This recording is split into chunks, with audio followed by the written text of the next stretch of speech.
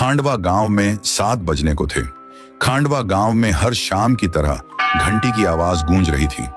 सब लोग 7 बजने से पहले अपने अपने घरों की खिड़की और दरवाजे बंद कर दिया करते थे। दरवाजे बंद करते वक्त सबका बदन थर थर कांप रहा होता था। हर आम आदमी से लेकर श्रीमंत लोग भी दरवाजे बंद कर दिया करते थे। जो दरवाजा बंद नहीं करता या उसे देरी हो जाती तो एक चुड़ैल अपनी डरावनी हंसी के साथ आकर उसका सर धड़ से अलग कर देती। लोग चीखते हुए मर जाया करते। उसी गांव में एक आलीशान घर था। उस घर में टंग टंग और उसका बेटा थुंग थुंग दोनों रहते थे। टंग टंग अपने बेटे थुंग थुंग को बोलते हैं, बेटा थुंग थुंग जल्दी करो, बहुत जल्दी 7 बजने वाले हैं। देखो घड़ी में फौरन जाकर सारे खिड़की दरवाजे बंद करो। खिड़की दरवाजे कसकर लगाना।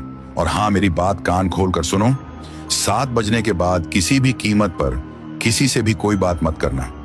दरवाजा तो बिल्कुल मत खोलना। मैं तब तक ऊपर की खिड़कियां बंद करके सुरक्षा पक्की कर देता हूं। ये बोलकर टंग टंग ऊपर के कमरे में चले जाते हैं।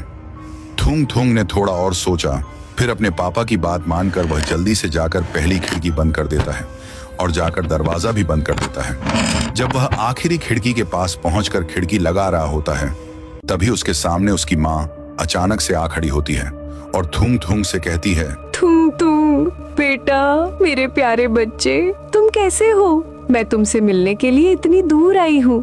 क्या तुमने मुझे सच में पहचाना नहीं? मैं तुम्हारी माँ हूँ बेटा। क्या तुम अपनी माँ को भूल गए? चलो बेटा, जल्दी से दरवाजा खोल दो, वरना वो लोग आ जाएंगे। उतने में थुंग थुंग हिचकिचाते हुए कहता है, मम्मी तुम यहाँ कैसे? ये कैसे संभव है? पापा ने तो मुझसे कहा था कि आप इस दुनिया में नहीं हैं। उन्होंने मुझे बताया था कि आप मर चुकी हैं। ये बात सुनकर माँ बोली, नहीं तो देखो मुझे, मैं तुम्हारे सामने बिल्कुल जिंदा खड़ी हूँ। पापा तुमसे इतना झूठ बोल रहे हैं। चलो बेटा, आप जल्दी से दरवाजा खोल दो।